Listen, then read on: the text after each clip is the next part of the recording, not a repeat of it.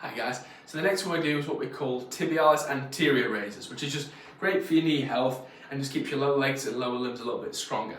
So there's different ways of doing it based on how tall you are. So I want you to have a comfortable spot on the wall or against your kitchen side, whatever's best, as long as it's stable. Then I want you to have your feet flat on the ground, a bit of a bend in your knees. Then you want to try and bring your toes towards your shins and hold for 1, 2, 3, drop it back down. Hold again, 1, 2, 3, and gently back down.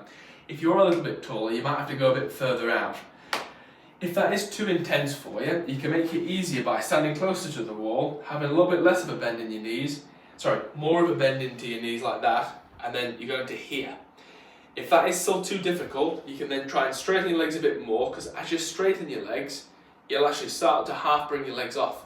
In an ideal world as well, you would then gently try and do this barefoot. If that is too intense for you though, have shoes that haven't got too much of a thick insole, so these would be a bad example because these are a bit too cushioned. So you want to have something that's a reasonably thin, like a Converse or something like that, if you can't handle it barefoot, because sometimes it can be a bit harsh on your heels. But you want to try and go 12 to 15 reps of that, then you give yourself a minute, then do another set of that.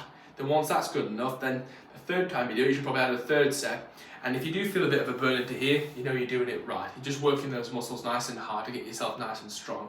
And the other way of mixing this with is the knees over toes guy, who's brilliant. If you get a chance to look at him, I didn't make this stuff up myself, he was really good, really effective way of looking after your knee health. He also does training knees over toes, and this is just the beginning stage of it. There's a lot more complexity to it, but this is what we recommend do as like a bit of a beginner stage.